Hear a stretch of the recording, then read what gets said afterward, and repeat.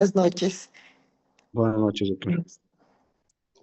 Bueno, hoy vamos a trabajar, en realidad toda la semana vamos a trabajar con unas diapositivas que les he preparado, em, pero no de manera teórica, sino de manera práctica, em, sobre la fundamentación. No sé si ustedes eh, logran ver la pantalla.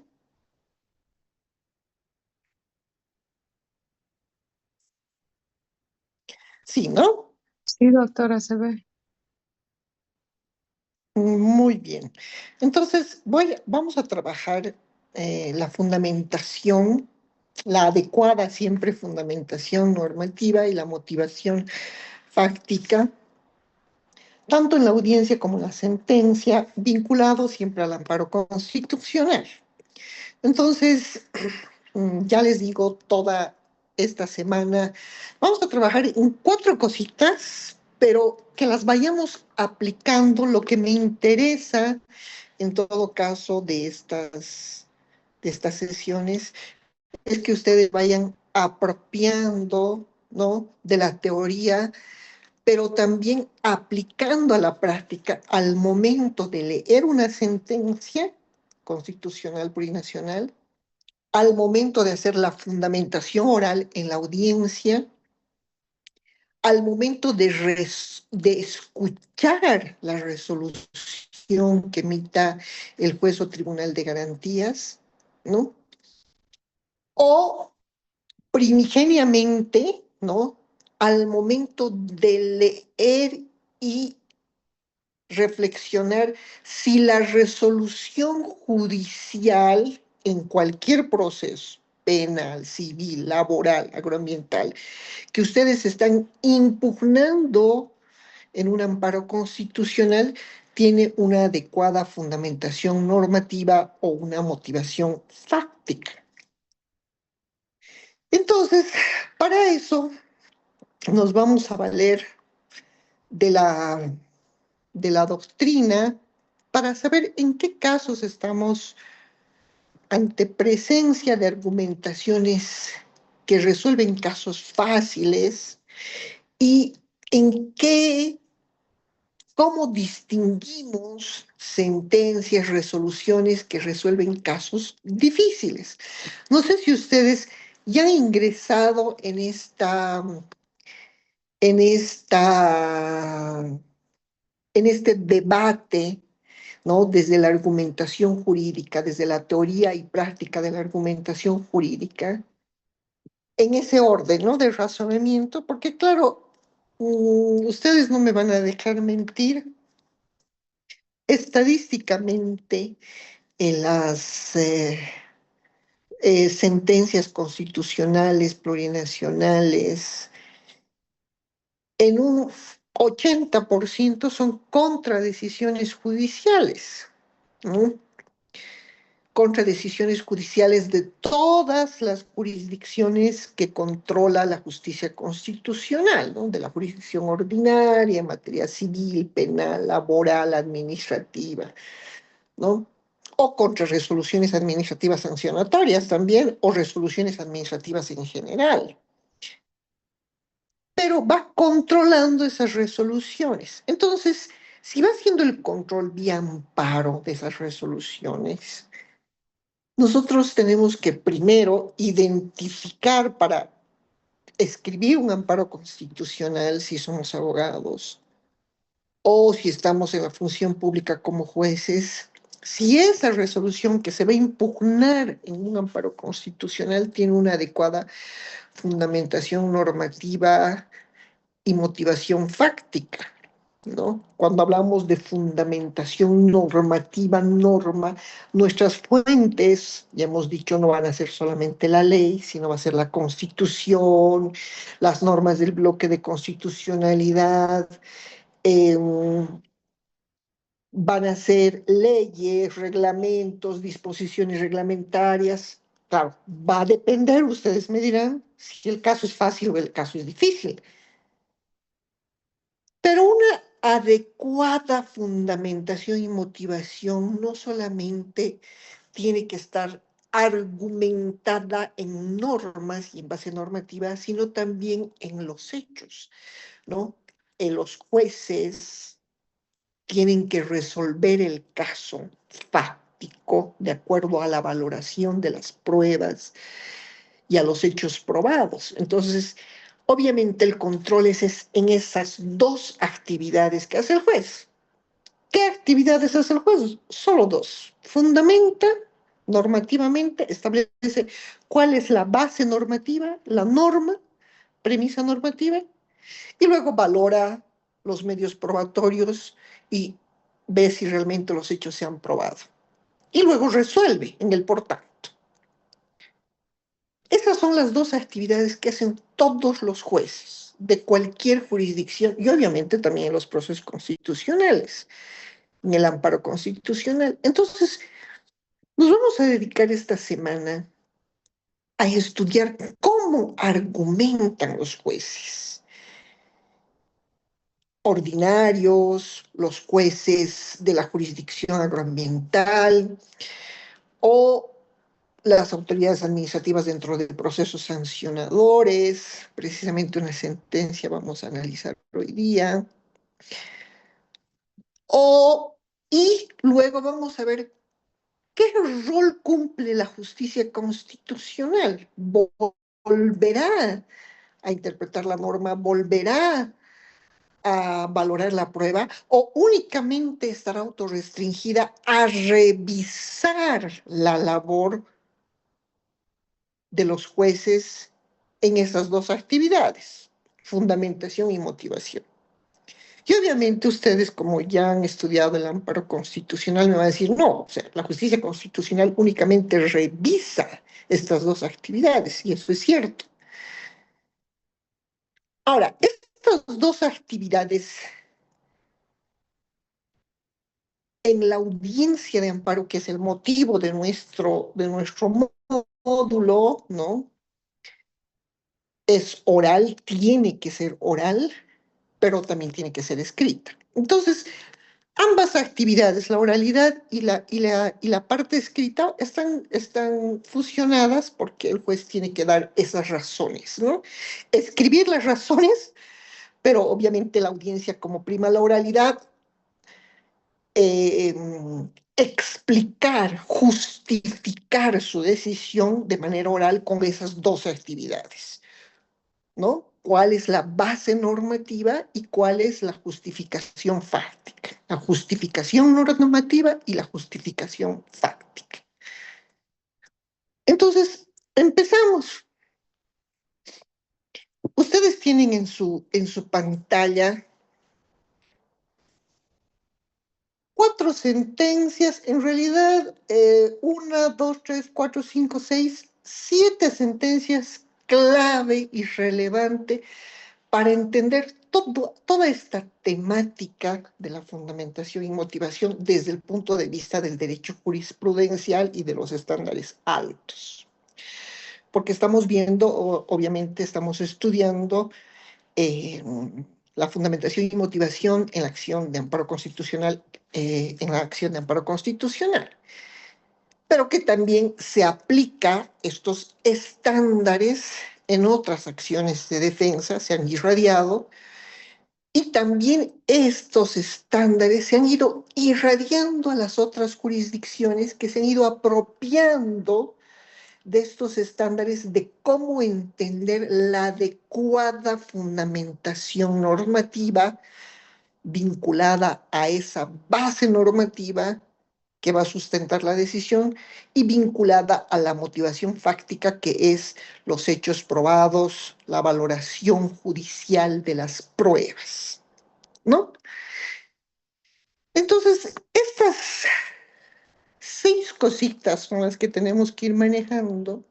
Y aquí abro un paréntesis porque, claro, el manejo de la jurisprudencia, ¿no? Una jurisprudencia que ha ido exponencialmente creciendo, no sé en qué número de sentencias ya estamos, inclusive con un rezago, ¿no? Que parece que tienen 18.000, 15.000 causas rezagadas. Pero bueno, si vemos lo profusa que es la jurisprudencia, y nos vamos a la página del Tribunal Constitucional, ahí nos vamos a dar cuenta de que realmente es imposible, ni siquiera para los estudiosos del derecho jurisprudencial o los que se dedican a una sola acción de defensa, sería imposible sistematizar todas las sentencias en acciones de amparo constitucional, por ejemplo. Entonces, ¿cómo se racionaliza el derecho jurisprudencial? Y el derecho jurisprudencial, que es una fuente del derecho, porque hemos dicho que las fuentes del derecho no se agotan en la ley, ¿no? Sino que tiene una multiplicidad de fuentes bajo el modelo de Estado eh, constitucional del derecho, ¿no? O sea, ya no solamente es la ley, el principio de legalidad, pero tampoco desaparece la ley, sino que hablamos de un principio de legalidad redimensionado al principio de constitucionalidad, y por lo tanto esas fuentes se van redimensionando, se van nutriendo esa ley, ¿no? Por la Constitución, porque esta ley tiene que ser desde y conforme a la Constitución, pero no solamente a la Constitución formal, sus 411 artículos, sino también a las normas del bloque de constitucionalidad, y ahí entra una infinidad de fuentes provenientes del sistema interamericano y universal que conforman el bloque, ¿no es cierto? Eso ya hemos repasado, por ejemplo, la Comisión Americana de Derechos Humanos o Pacto de San José de Costa Rica. En el ámbito ambiental habíamos citado el Acuerdo de Escazú, que es un trato internacional de derechos humanos en materia medioambiental.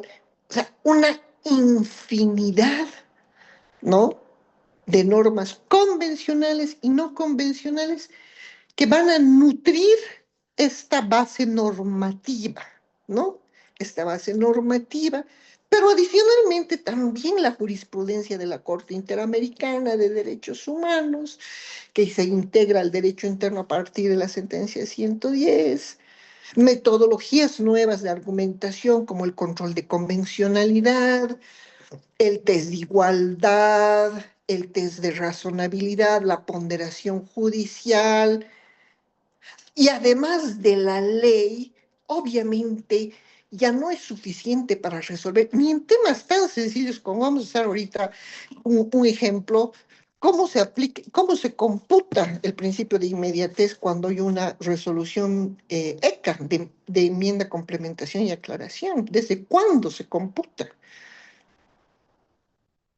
Temas así tan sencillos que ya no lo respondemos solo desde el punto de vista de la ley, porque además tendré que fijarme otras fuentes, ¿no? Como la jurisprudencia, dado que la jurisprudencia constitucional, dado su carácter vinculante, ¿no es cierto? Y obviamente cuando digo jurisprudencia y el precedente constitucional, abro una nueva disciplina autónoma del derecho, donde tengo que ver cuáles son las condiciones de vinculatoriedad, hay posibilidad de apartarse del precedente, cómo opera la jurisprudencia en el tiempo, retrospectivamente, prospectivamente. ¿A qué se refiere el análisis dinámico y a qué se refiere el análisis estático? O sea, fíjense cómo se complejiza la aplicación de la norma, ¿no? En, este, en esta tarea de fundamentación normativa. Ya no es nomás escoger la ley, ¿no?, el artículo de la ley o el marco normativo, sino tengo que ver todo este panorama de fuentes del derecho. Entonces, obviamente, en ese afán, ¿no?, también tendré que ver criterios constitucionalizados de interpretación, los principios constitucionales, los valores, ¿no? Todo lo que ustedes ya han ido estudiando a lo largo, seguramente, de toda la maestría. Pero aquí ya vamos a ir aplicando precisamente a partir de esta concepción, cómo yo sé en mi íter, ¿no?, de razonamiento, cómo yo sé, llego a la certidumbre de que esa resolución judicial, de que esa resolución administrativa que estoy impugnando en un amparo carece de fundamentación normativa, carece de motivación fáctica, o en todo caso, tiene fundamentación normativa, tiene motivación fáctica, pero ambas actividades en ese proceso judicial son arbitrarias. No existen, o existiendo son arbitrarias o insuficientes. Fíjense, ¿cómo yo sé, cómo llego a la certidumbre? Primer, digamos, paso de mi íter. Y luego planteo mi amparo constitucional y luego cómo argumento, cómo ratifico esos argumentos, cómo llevo esos argumentos tanto en el memorial de amparo constitucional y cómo los defiendo en la audiencia, precisamente atacando esa resolución judicial o administrativa de falta de fundamentación arbitraria o de fundamentación no, insuficiente, o de valoración, cuando hablo de motivación fáctica, de valoración arbitraria de las pruebas, de omisión en la valoración de las pruebas, o de una omisión en la valoración de las pruebas o valoración arbitraria de las pruebas. Y finalmente, ya he escrito mi amparo, he sabido en su momento justificar por qué esa resolución carece de fundamentación o es fundamentación arbitraria.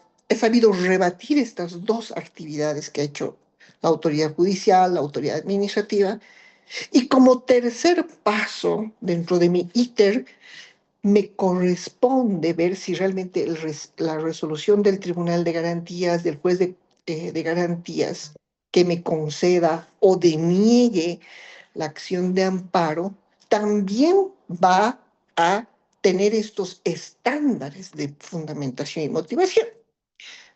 Porque ahorita, como ustedes ven en su pantalla, vamos a ver estándares que el Tribunal Constitucional, con su jurisprudencia, va exigiendo en una especie de checklist, ¿no? A ver, esta resolución del Tribunal Supremo de Justicia en materia, en su sala civil, ¿cumple o no estos cinco estándares?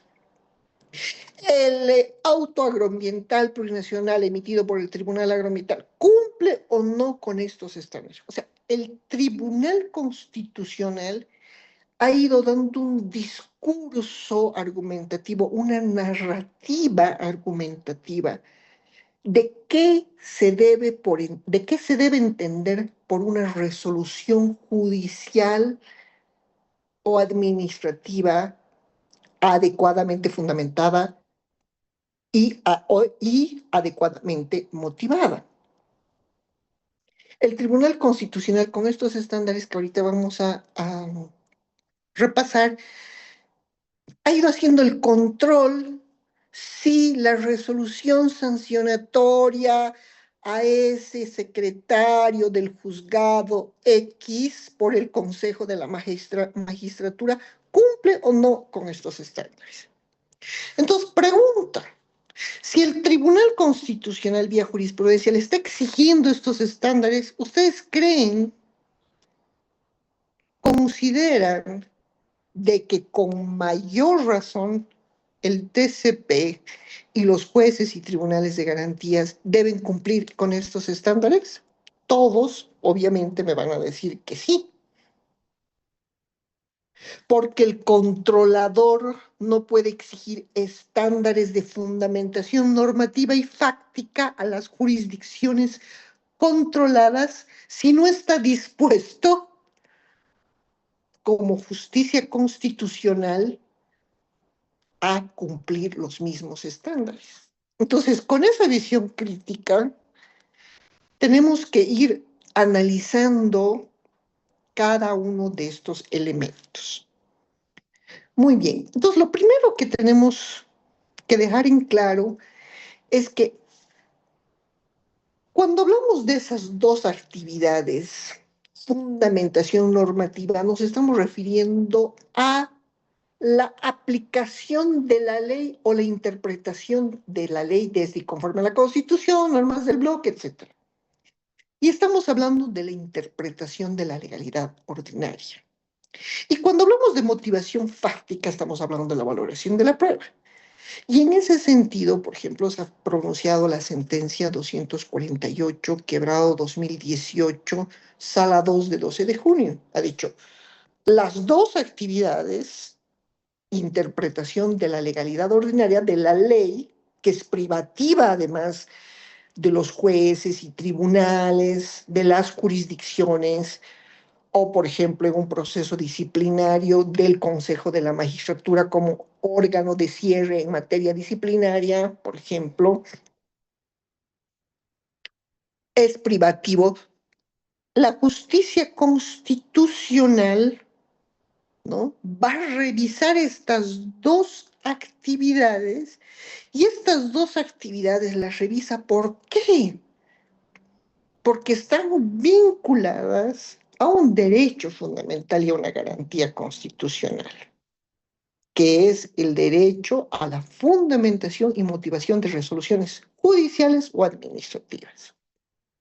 Entonces, cuando hablamos de temas de interpretación de la legalidad ordinaria, revisión de esta, valoración de la prueba, revisión de esta, estamos hablando de derecho a la fundamentación y motivación. Es lo mismo. Ahora, ¿qué son esas 5 cositas que ha ido diciendo el tribunal y que, digamos, viene en esta diapositiva, viene a resumirse todo lo que tenemos que saber sobre la fundamentación y motivación desde el punto de vista del derecho jurisprudencial? Fíjense que la sentencia 1369, quebrado 2001, primero nos decía, ¿qué es una resolución fundamentada?, se preguntó el TCP. Y claro, se limitó a decir el derecho a contar con razones. Argumentar es tener razones de la decisión, de lo que está decidiendo esa autoridad judicial o administrativa. Razones normativas, razones fácticas. Pero se quedó ahí en el 2001. Luego vienen dos sentencias clave, que son la 22-21, quebrado 2012, y la 100-2013, que nos dice sí son razones, pero son razones de dónde tienen que venir esas razones para que no sean arbitrarias. Y nos hace una lista de 5 elementos que el tribunal denomina el contenido esencial de la fundamentación. Entonces, ¿qué razones? Que provengan de la Constitución y las normas del bloque de constitucionalidad, ¿no? Nos van listando una serie de razones en la sentencia 22-21 y 100-2013, que adiciona un quinto elemento. Luego, el 2018, se modula toda esta interpretación y dice, bueno, hasta el 2013 y todas las que le reiteran, porque estamos analizando solo sentencias relevantes, ¿no? No las reiteradoras, sino las fundantes, las que modulan, las que amplían, ¿no? La sentencia 14-2018, hasta antes de la sentencia 14-2018, se iba aplicando de manera uniforme la sentencia 22-21 quebrado 2012 y la 100 quebrado 2013, y se iban anulando las resoluciones judiciales o administrativas que no cumplían con esos 5 elementos de la sentencia 22-21 y 100 quebrado 2013. Hasta que llega la 14-2018 y dice, no se va a anular todo. Vamos a discernir, fíjense, y aquí viene lo interesante de la sentencia 14-2018, que dice, vamos a discernir para anular, porque claro, el Tribunal Constitucional cuando anula, cuando anula la resolución que es judicial o administrativa que está revisando por falta de fundamentación o motivación, hace el reenvío, ¿no? Por ejemplo, a la sala civil del Tribunal Supremo de Justicia, a la sala primera o segunda del Tribunal Agroambiental, al Consejo de la Magistratura, dependiendo de qué revisión esté haciendo, hace el reenvío, reenvía para que se vuelva a dictar una nueva resolución debidamente fundamentada y motivada. Pero cuando viene la 14-2018, en la 14-2018 lo que hace el tribunal dice, a ver, en todos los casos vamos a anular. Vamos a comparar, ¿no? Los elementos enlistados en la sentencia 22-21 y la 100, y si no cumple esa resolución, vamos a anular toda la resolución o vamos a discernir qué elementos tienen relevancia constitucional y cuáles no tienen relevancia constitucional.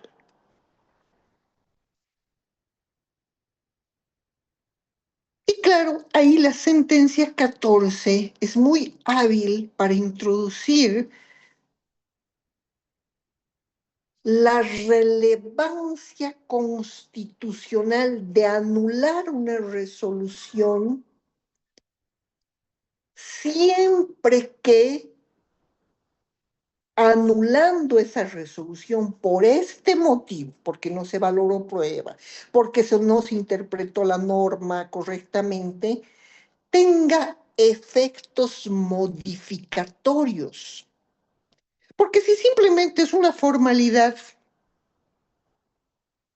si simplemente me están hablando de fundamentación y motivación, porque no se han respondido todos los puntos cuestionados, no se ha respondido toda la casación todos los puntos de casación en la forma y en el fondo, sin la relevancia constitucional que supone que este medio probatorio, que esta falta de motivación tenga efectos modificatorios en la resolución final. Es decir, que yo como juez constitucional, como TCP, como Tribunal de Garantías, voy a anular siempre que constate que si se ha interpretado o no mal la norma, si se ha valorado o no mal la prueba, tenga efectos modificatorios en la resolución final. Si no tiene efecto modificatorio en la resolución impugnada en el fondo,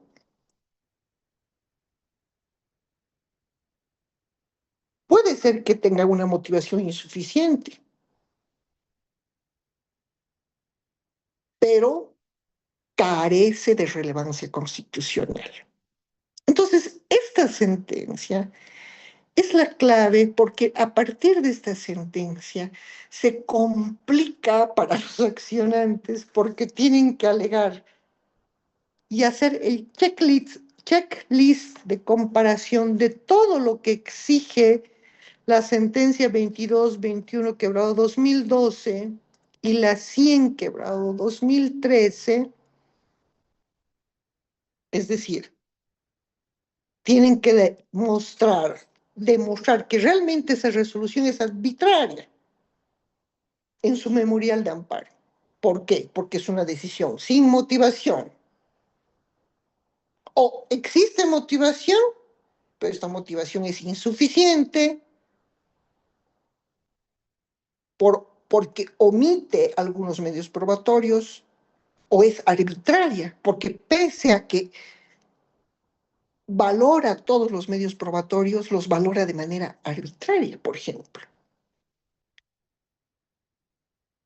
Entonces, además de hacer la comparación de los estándares de la 22, de la sentencia 2221 quebrado 2012 y de la 100 quebrado 2013, ¿no? Decir, bueno, esta resolución que impugno en amparo constitucional no demuestra un sometimiento manifiesto a la Constitución, porque no aplica, por ejemplo, la recomendación 33 de la CEDAW, que obliga a los jueces a que hagan un escrutinio estricto cuando la justiciable es mujer en contextos plurales y puede elegir la jurisdicción en la que va a ser demandada, por ejemplo.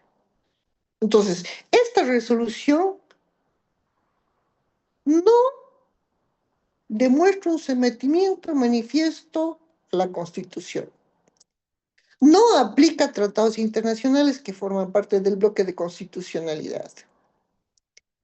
No observa el principio de constitucionalidad. No aplica precedentes vigentes. Por lo tanto,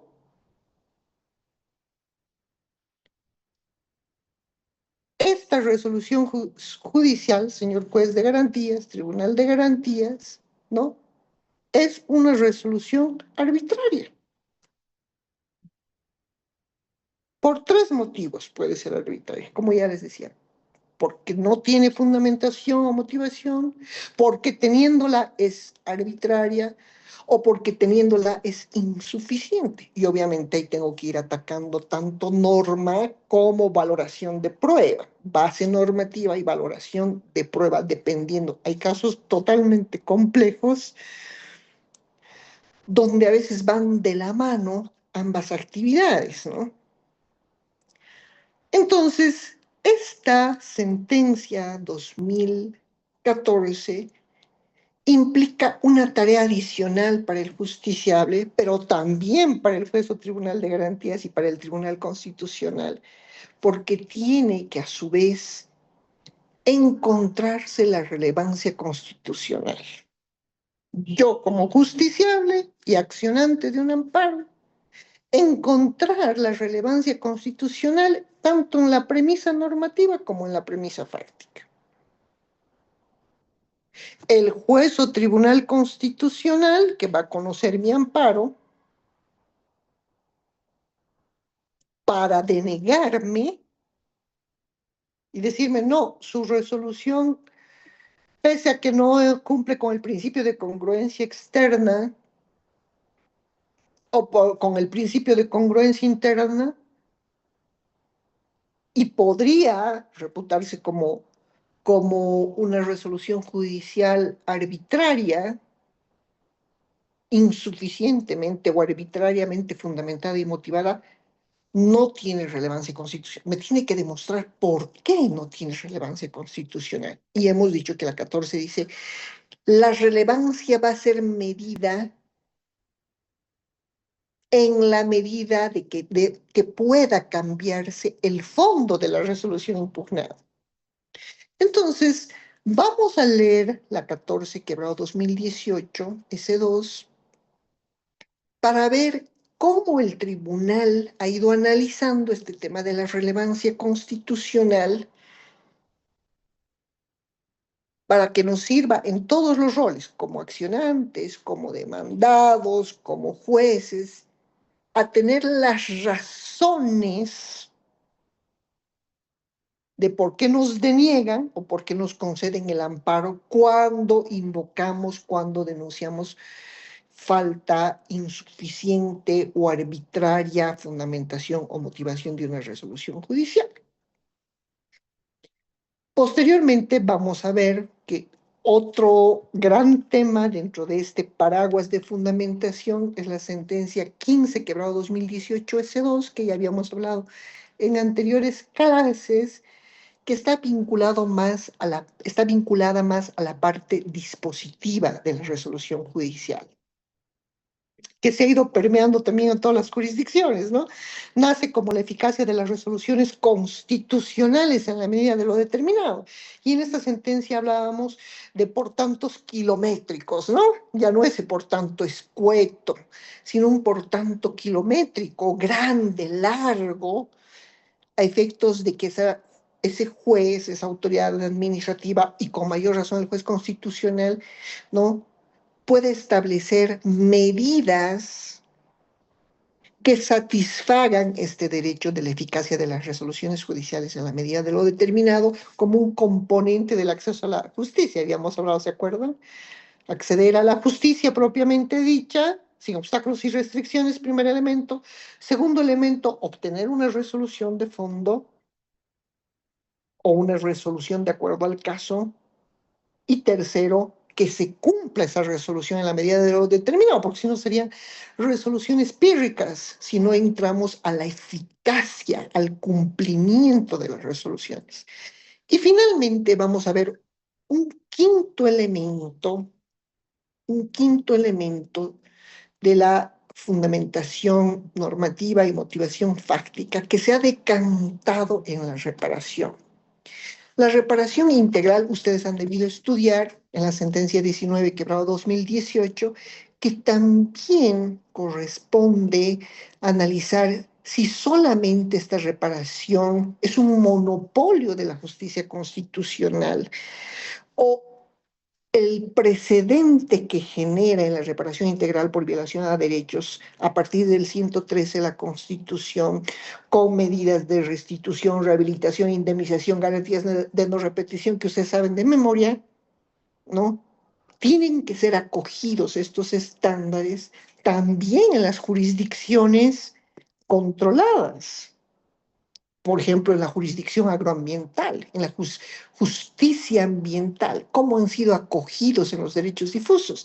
Y ya les digo, la 19/2018 ha ido permeando la justicia ambiental en las medidas de reparación integral por violación a garantías o por violación al derecho al medio ambiente sano, ¿no? ¿Cómo podrían ir permeando en otras jurisdicciones a efectos de que la justicia constitucional se vuelva realmente residual, donde las jurisdicciones controladas, ¿no?, han debido estudiar la sentencia relevante, icónica, 112/2012, que nos dice que donde primariamente tienen que ser garantizados nuestros derechos son pues en las jurisdicciones primarias, ¿no?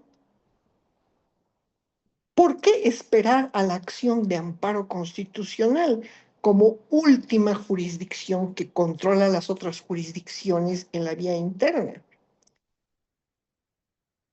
¿Por qué no exigir y por qué no los jueces y tribunales de las diferentes jurisdicciones no aplican estos estándares al momento de resolver sus resoluciones?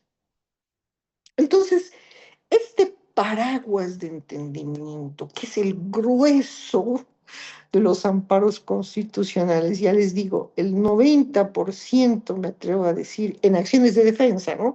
Estamos hablando de control tutelar, porque en el control de constitucionalidad tiene tres brazos, ¿no? El control normativo, el control competencial y el control tutelar. Dentro del control tutelar están las acciones de defensa y dentro de las acciones de defensa la acción de amparo. Dentro de ese grueso de las acciones de defensa, un 80% es contra resoluciones judiciales, lo que estamos estudiando ahorita. 80-85%.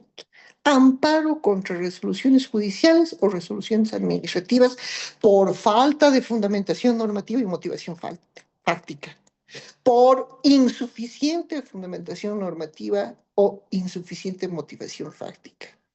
O, si bien no existe tal fundamentación normativa, existe tal motivación fáctica, pero son arbitrarias. Entonces, por esas dos actividades que realizan los jueces, es el grueso de la carga procesal del Tribunal Constitucional, de los jueces y tribunales de garantías. Ellos, el pan de cada día es esto lo que estamos viendo. Y el pan de cada día es conocer estas sentencias clave. Adicionalmente, la 15, por ejemplo, si estudiamos bien la 15, quebrado 2018, nos enseña pedagógicamente a reconocer y a formular problemas jurídicos. Los problemas jurídicos materiales, procesales, jurisprudenciales, ¿no? Entonces, empecemos por la sentencia 14 quebrado 2018. Por favor, la sentencia 14 quebrado 2018, todos abrimos de 28 de febrero en nuestras computadoras.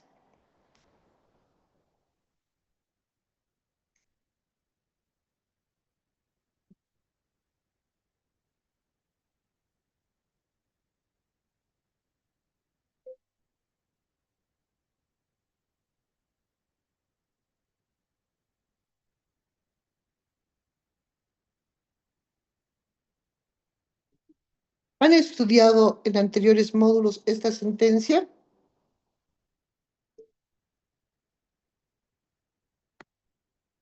Doctora Fabiola,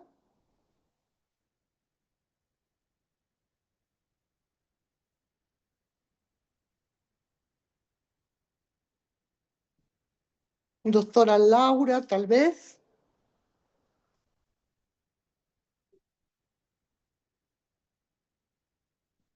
alguien que está en el aula. Doctorita, disculpe, una consulta. Estoy con la sentencia 14/2018 abierta, pero hay bastantes y aparte no solo por salas, también hay ECAS, Vaya, sí, TCP. perdón, mil disculpas. Es la 14/2018, sala, en las diapositivas no se ve, ¿no? Sala 2. Gracias. Les voy a pasar eh, en nuestro chat grupal. Bueno, en realidad en el Zoom, ¿no? Para que vayamos viendo. Buenas noches, doctora. Disculpe, es la del 28 de febrero del 2018, ¿verdad? Sí, De Silvia Eugenia y Gironda versus Cristina Mamani Aguilar, consejeros de la sala disciplinaria, ¿no? así es. Gracias, doctora, muy amable.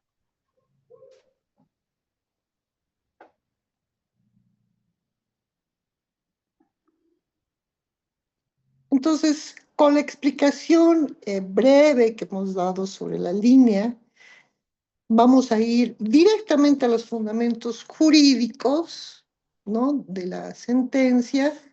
Nos vamos a tomar 15 minutitos. ¿Y cuál va a ser nuestra tarea? Ahí está el doctor, qué amoroso. El doctor que pasa las sentencias al chat grupal. ¿Quién ha pasado ahora? Yo lo he compartido, doctorita. Muchísimas gracias, doctor Alejandro.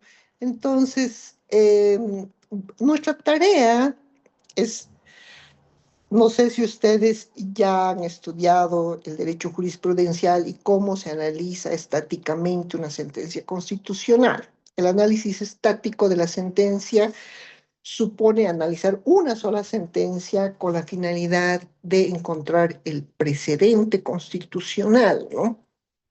Y la ratio decidendi, es decir, la razón de la decisión. La razón de la decisión es porque hay una decisión, por tanto, y la razón, ¿no? Está el por tanto, es la decisión, por eso se llama ratio decidendi, porque las razones argumentativas van a sustentar esa decisión. Entonces, el precedente es precisamente aquella norma escrita de manera imperativa, ¿no? Que nos formula, donde se genera la subregla de derecho. La subregla que yo ya les he comentado, ¿no? Que en un caso la fundamentación, ¿no? Tendrá, aquí volvemos, no sé si se ve la diapositiva, el precedente en hechos, en palabras sencillas, está escrita en la diapositiva, que dice: la alegada arbitraria o insuficiente fundamentación y motivación de las resoluciones tiene que tener relevancia constitucional. Claro, ahí está muy resumido, ¿no? Ese es el precedente. Ahora, ese precedente constitucional que está formado a partir de una subregla de derecho, ¿no? Formulado a través de la estructura de una subregla de derecho, ¿no? Se aplica luego al caso concreto, a este proceso disciplinario sancionador, ¿no?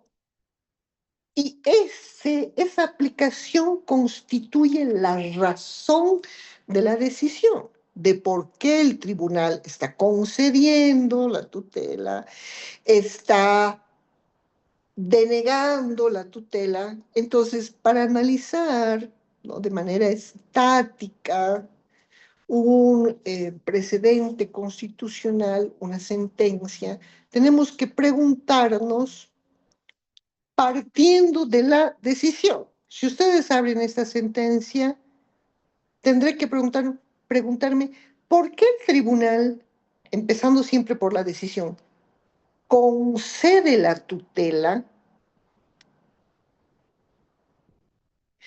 y por qué deniega la tutela. Y claro, ya les adelanto, porque claro, esta sentencia es de obligatorio estudio, por ejemplo, en la escuela de jueces, ¿no? En otras instancias académicas. Entonces, como es una concesión en parte, tendré que preguntarme por qué el tribunal concede la tutela y dice de que en este aspecto tiene relevancia constitucional. ¿Y por qué deniega? Y dice, en este otro aspecto no tiene relevancia constitucional. Ahora, esas preguntas son útiles en este caso porque la respuesta, es decir, las razones, están en la parte de la fundamentación. Entonces, yo tengo que leer con esa mirada del por qué, y bueno, esta forma de análisis técnico de la jurisprudencia a nivel de análisis estático, digamos, supone hacerse esas preguntas útiles, ¿no?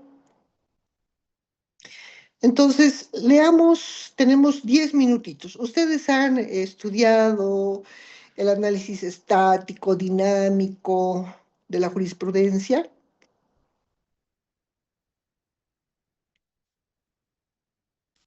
Sí, doctorita, pero si puede darnos un briefing de así breve para refrescarnos, por favor. Sí, precisamente lo que les decía, ¿no? Vamos a hacer primero el análisis estático. Excelente. El análisis dinámico ya se los he dado, que está en la diapositiva.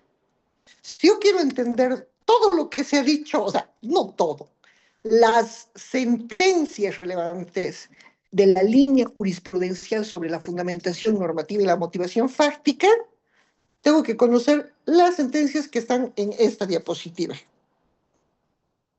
Esa es la línea jurisprudencial. ¿Por qué? Porque hemos dicho que la línea jurisprudencial está conformada, está compuesta por las sentencias clave, las sentencias relevantes. Imagínense conocerse 1000 sentencias sobre fundamentación y motivación. Las líneas jurisprudenciales solo se conforman por las sentencias relevantes, sentencias claves. Todas las sentencias que están en su diapositiva conforman la línea jurisprudencial sobre el derecho a una fundamentación normativa y motivación fáctica adecuada. Pare de contar. Ahora, si yo quiero hacer el análisis estático, la línea es el análisis dinámico. Si yo quiero hacer el análisis estático de la jurisprudencia, hago un análisis de sentencia por sentencia. Y en el análisis dinámico de la jurisprudencia, ¿cuál es mi finalidad? Mi finalidad es establecer cuál es el estándar más alto de protección. En cambio, en el análisis estático, la finalidad que yo tengo es encontrar el precedente constitucional y saber cuál es la razón de la decisión. Ahora, para hacer el análisis estático tengo preguntas clave, ¿no? Esas preguntas que me van a ayudar.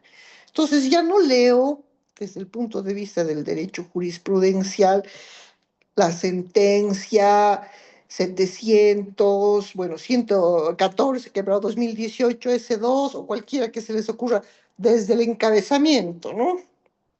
Hasta el final, sino que leo en ingeniería de reversa.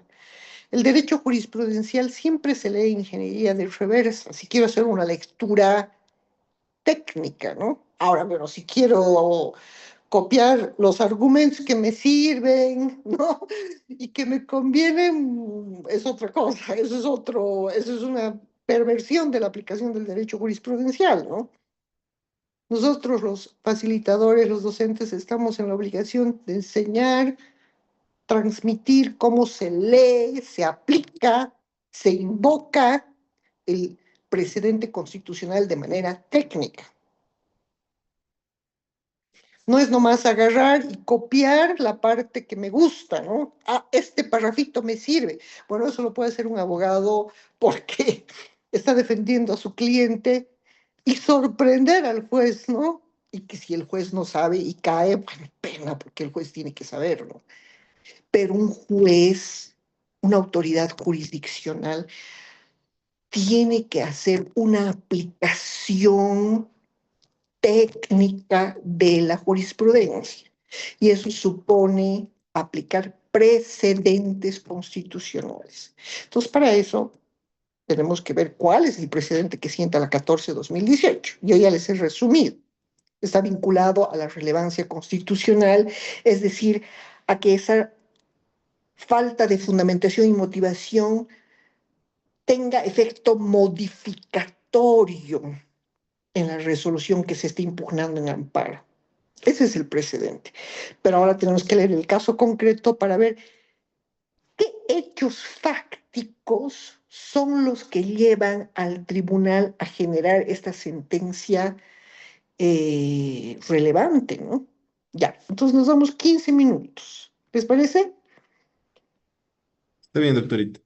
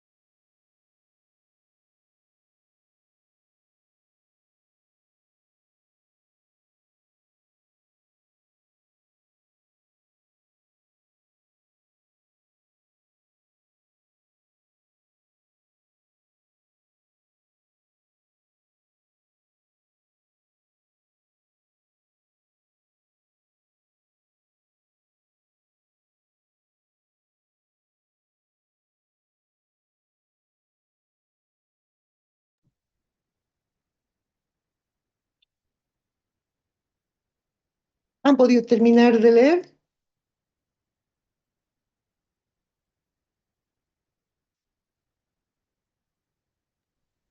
Doctorita, ¿nos da unos minutitos más? Es un poquito Claro, extensa. claro. Sí, solamente la parte del caso concreto vinculado a las preguntas, ¿no? ¿Por qué se denegó la tutela? ¿Por qué se concedió la tutela? Y por ende se encontró que había relevancia constitucional para anular y mandar a que el Consejo repita la resolución, vuelva a dictar una nueva resolución. ¿Y por qué se denegó? ¿No? Vinculado a que no existía relevancia constitucional. Serían esas dos preguntas que nos hacemos, digamos, de manera sencilla a partir del por tanto, ¿no ve? Sí, doctorita. Muy bien, excelente. Entonces, unos 7 minutitos más, ¿no? Gracias, doctorita.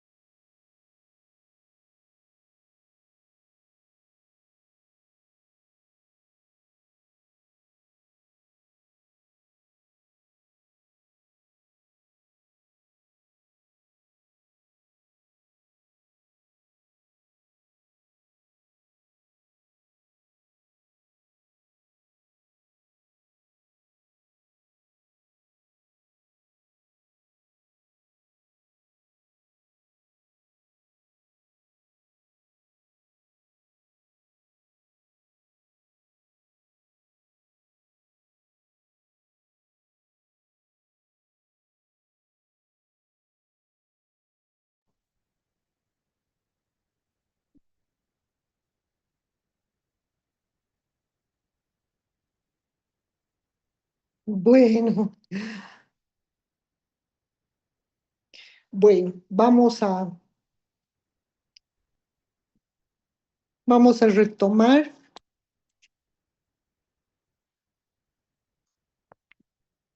Ya, yo les voy a ir haciendo algunas preguntas para ir agilizando la dinámica. ¿El amparo constitucional es dentro de qué proceso primigenio, primario? ¿Y quiénes son los accionantes, los demandados? Más o menos contextualizamos el caso. A ver, el doctor Luis, o voluntariamente, ¿quién quiere hacer uso de la palabra?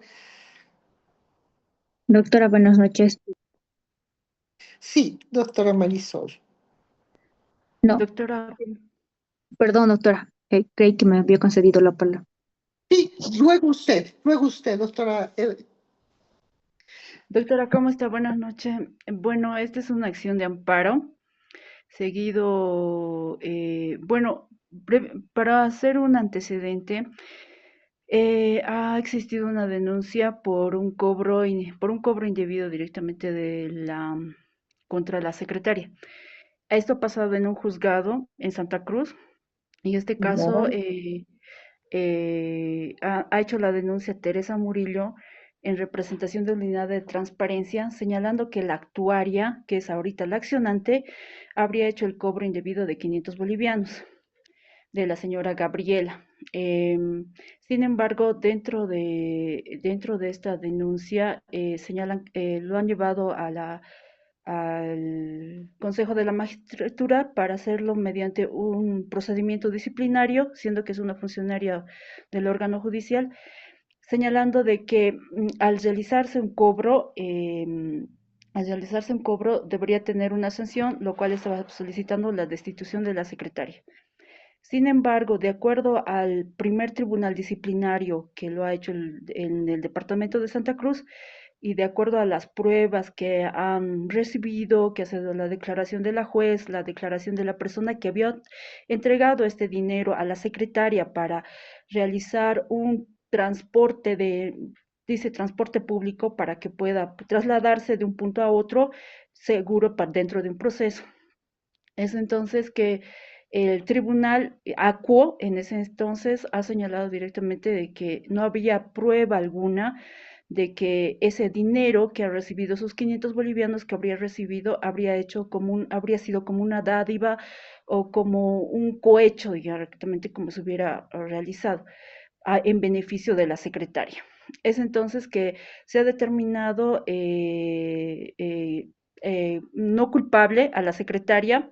Sin embargo, al no ser culpable, Teresa Murillo, en representación de la Unidad de Transparencia, ha apelado esta resolución que ha emitido el Tribunal Disciplinario, y cuando lo ha apelado, ha subido al Tribunal Superior, donde han revocado esta resolución o esta sentencia, que era la sentencia disciplinaria 27/2015, donde le otorgaban a la secretaria que no había pruebas sobre ella, por lo cual le estaban disolviendo la situación de esta denuncia.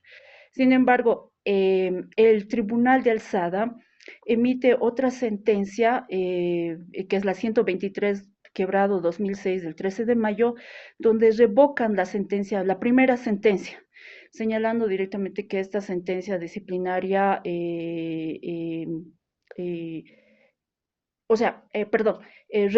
cuando revocan esta sentencia, determinan la destitución de la secretaria. Es así que al tener esta destitución, la secretaria incurre ya a una acción de amparo, que es la que estamos revisando. Y evidentemente dentro de esta acción de amparo, la misma señala que se estarían vulnerando. Hasta ahí, querida doctora. Ya, Hasta aquí vamos a precisar entonces quiénes son, quiénes son las partes procesales, cuál es la resolución judicial impugnada y dónde estaba el problema jurídico, cuál era el problema jurídico que tenía que resolver el juez o tribunal de garantías y que finalmente resuelve el Tribunal Constitucional. Solo la formulación del problema jurídico, todavía no la respuesta. Entonces, ¿quiénes eran las partes? Esta actuaria, como dice su compañera, que es sometida dentro de a un proceso disciplinario sancionador, ¿no? Por un supuesto cobro que había hecho. Los demandados son los tribunales, es el tribunal en apelación, es decir, la sala disciplinaria del Consejo de la Magistratura, que termina revocando la resolución que declaró improbada la denuncia, ¿no? La denuncia estaba dentro de una falta gravísima del 188.1, ¿no? Era, digamos, la falta disciplinaria como falta gravísima y causal de destitución que prevé la ley 025, que señala que cuando se solicite o reciba dinero u otra forma de beneficio ilegal al litigante, abogado o parte interesada en el proceso judicial o trámite administrativo, esta se constituirá en falta gravísima y causal de destitución. Entonces, por esta, ¿no? Norma, digamos, disciplinaria, por este tipo, ¿no? Estaba siendo sometida a un proceso disciplinario la secretaria. Hasta ahí todos concordamos, ¿no es cierto? En primera instancia, improbada la denuncia disciplinaria; en segunda, revocada. Ahora, ¿qué problema jurídico, ¿no? tenía que resolver el juez de garantías o el tribunal de garantías? ¿Y qué problema jurídico tenía que resolver el Tribunal Constitucional? Estaba vinculado a la norma. Había la norma no era clara, la norma debería interpretarse de manera correcta, o estaba vinculado a la prueba para hacer la calificación jurídica en base a los hechos probados. Es decir, si los hechos probados se subsumían o no en la falta gravísima como causal de destitución por la cual se le estaba siguiendo el proceso a esta secretaria X. ¿Cuál era el problema? Y obviamente volvemos al análisis estático de la jurisprudencia y empezamos por el decisum. ¿Por qué, no? El Tribunal Constitucional finalmente concede en parte y encuentra que sí existía relevancia constitucional para anular la resolución emitida por el Consejo de la Magistratura en su sala disciplinaria? ¿Y por qué deniega en parte? Porque a su juicio, o sea, a juicio del Tribunal Constitucional, no tenía relevancia constitucional. Estaba vinculado a los hechos probados, a los medios probatorios. Acordémonos de que los jueces, como en este caso las autoridades que ejercen, que tienen facultades y atribuciones disciplinarias, que también sustancian procesos disciplinarios sancionadores, ¿no? Cumplen dos actividades, lo que hemos visto, ¿no? Aplicar o interpretar la norma, que sería la premisa normativa, y valorar los medios de prueba para subsumir a la premisa normativa. ¿Cuál era el problema? El problema era del tipo penal, era un tipo, bueno, el tipo penal no, de la tipificación en la sanción administrativa. El problema estaba en el 188.1 o estaba en la valoración probatoria.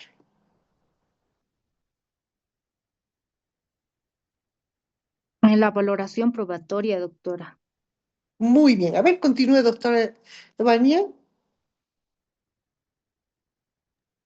Bueno, básicamente con la valoración probatoria es que aquí en esta sentencia nos hace notar, se pone de relevancia que no se ha valorado correctamente la prueba.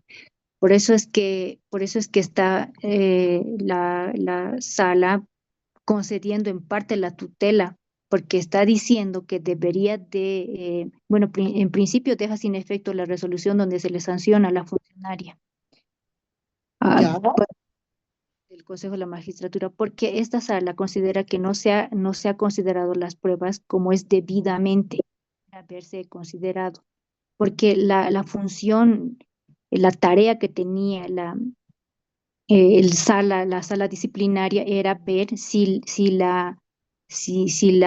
el juez actuó, en este caso el juez de primera instancia, había valorado correctamente la prueba y más bien se han dedicado a revalorizar las pruebas y han dicho, no, pero es que hay un informe en el que ella misma admite que ha recibido una cantidad de dinero. Entonces están revalorizando la prueba y están sancionando de ese modo a la funcionaria. Entonces, aquí la sala está estableciendo que no era tarea, sino más bien tenía que mandar a que se valore correctamente las pruebas. Por eso es ese el trasfondo, doctora. entonces, ya, perfecto. Entonces el Tribunal Constitucional lo que controla es la resolución del Consejo de la Magistratura. Si estaba vinculado a la prueba, ¿estaba a la fundamentación normativa o a la motivación fáctica? A la motivación, porque estaba vinculado a la prueba. Ahora, ¿era motivación arbitraria de determinados medios probatorios o era insuficiente? El tribunal dice que era insuficiente, ¿no? Porque dice, a ver, un momentito, aquí se han omitido, ¿qué pruebas se omitieron valorar por el Consejo de la Magistratura?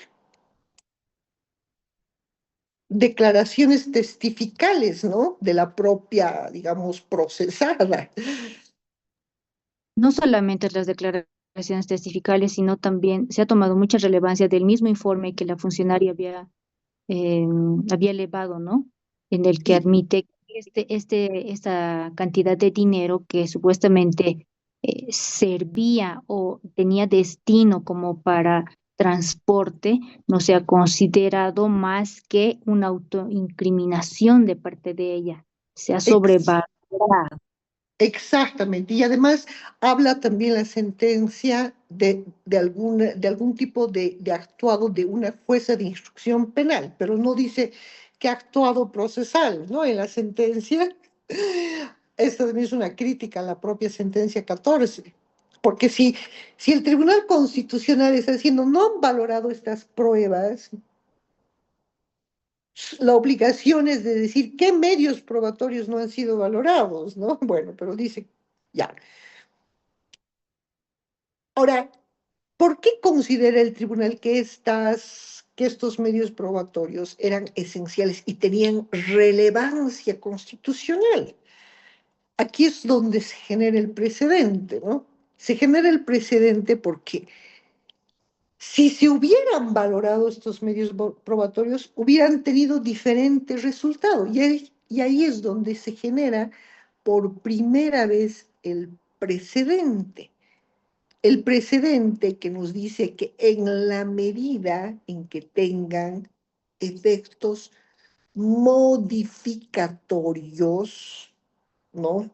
Puede ser dentro de este proceso disciplinario sancionador, puede ser dentro de otro proceso, ¿no? Pero habrá esa relevancia constitucional en la medida en que la resolución impugnada en el amparo, valorando estos medios, bueno, en este caso ha sido por omisión de valoración de medios probatorios, tenga relevancia constitucional, tenga efectos modificatorios. Solo en la medida de que tenga efectos modificatorios, vamos a decir de que tiene relevancia constitucional y por lo tanto se anula y se hace el reenvío en este caso para que el Consejo vuelva a pronunciar una resolución debidamente fundamentada, motivada, ¿no? En otro caso será el reenvío al Tribunal Supremo de Justicia, el reenvío al Tribunal Agroambiental, ¿no? Entonces, obviamente se tiene que demostrar la carencia de relevancia constitucional o la existencia de la relevancia constitucional. Aquí, como dice su compañera, había relevancia constitucional en cuanto a la valoración de estos medios probatorios y por eso se concede en parte. Ahora, ¿por qué se deniega en parte? ¿Por qué se deniega en parte? Doctora, se deniega en parte precisamente porque no se demuestra el agravio que tenga relevancia constitucional, por ejemplo, en que se le habría agraviado en cuanto a su derecho a la defensa. El Tribunal Constitucional razona que no es evidente que se hubiera cometido este agravio en razón de que tampoco ha precisado en qué momento se le ha vulnerado el derecho a la defensa, porque ha ejercitado actos de defensa, ha presentado su respectivo informe y entonces el tribunal razona de que no hay agravio y por lo tanto no hay relevancia constitucional y por eso deniega. Y el segundo punto es respecto de a ver, su elemento de congruencia conforme desarrollado. No sé qué es. Creo que habían tres elementos, ¿no? Uno de que estaba denunciando de que había un error material Exactamente. tipográfico, que Sí, que hacía decía referencia. resolución y no era resolución, sino era Sí, sentencia. sí, pero razona de que del análisis de la lectura de todo el fallo era evidente de que era un error porque se hablaba de la resolución, ¿no? De una resolución que, si bien en este punto estaba con otra numeración, era evidente de que eso era un error, ¿no? Que no afectaba el fondo de la decisión. Ujú. Sí, entonces, claro, aquí este ejercicio, según un proceso, muchas gracias, querido doctor. Este ejercicio que hemos hecho es dentro de un proceso sumario sancionador, un disciplinario contra una secretaria, una actuaria, ¿no? Que puede ser contra un juez igual, puede ser. Esta sentencia, si ustedes ponen en la página web del Tribunal Constitucional 14/2018, van a encontrar luego en procesos agroambientales, en procesos penales, en procesos laborales, en procesos contenciosos administrativos, o sea, donde el Tribunal Constitucional es el discernimiento si existe o no relevancia constitucional. Y claro, la medida siempre va a ser si la violación al derecho a la fundamentación normativa por una aplicación o interpretación arbitraria de la norma o la motivación fáctica, como en este caso, donde se omite medios probatorios y algunos se valora de manera arbitraria, va a incidir o no en la resolución final, va a tener o no efectos modificatorios. Ahora, pregunta, aquí tiene que ser realmente el trabajo del abogado, ¿no? El abogado tiene que ser muy hábil en su cadena argumentativa y ser tan persuasivo de que le explique desmenuzadamente, a detalle, sesudamente, un juez o tribunal de garantías, ¿por qué esos medios probatorios que han sido omitidos por el Tribunal Agroambiental, por el Tribunal Supremo de Justicia, por el Consejo de la Magistratura, por qué esos medios probatorios? De valorarse correctamente, de no valorarse arbitrariamente, hubieran tenido un efecto modificatorio. O sea, aquí a sabiendas de que ya el tribunal ha generado ese discernimiento, el abogado que escribe un memorial de amparo, el abogado que vaya a una audiencia pública de amparo constitucional, ya no solamente tiene que decir esta resolución del Consejo de la Magistratura que dispone la destitución del juez, la destitución que da multa al oficial de diligencias, esta resolución del Tribunal Supremo de la Sala Civil que declara que casa, esta resolución del Tribunal Agroambiental que declara infunda, o sea, es no tiene falta de fundamentación y motivación, sino en cualquier caso, a partir de esta 14 quebrado 2018, tiene que ser el discernimiento de la relevancia constitucional de si se valoraban los medios probatorios de manera correcta, de si se interpretaba la norma de manera correcta, hubiera tenido efectos modificatorios en la resolución. Y eso es lo que explica esta sentencia, ¿no? Esta sentencia por eso está concediendo en parte respecto a algunos casos sí le concedo por falta de fundamentación, porque sí tienen relevancia, pero en estos otros no tienen relevancia. Entonces, fíjense cómo esta sentencia nos está enseñando, y es una sentencia que ustedes ponen 14 quebrado 2018 y van a encontrar, pero miles, porque todas van siguiendo esta lógica de la relevancia constitucional. Muy bien, entonces nos quedamos aquí con una tarea, por favor, para que vayamos avanzando mañana más rápido. Mañana vamos a trabajar muy rápidamente con la sentencia 15 quebrado 2018, leer la 15 2018. Ya no hemos leído la sentencia 22-21 y la 100 quebrado 2013 porque está citada en la 14 2018. La 15 quebrado 2018 y la 19 quebrado 2018. Y luego, los que quieran seguir adelantando, bueno, no, solo esas dos. Esas dos, y después ya vamos a hacer el discernimiento en qué casos estamos ante una argumentación fácil, los llamados casos fáciles dentro de la argumentación jurídica. No sé si han estudiado eso.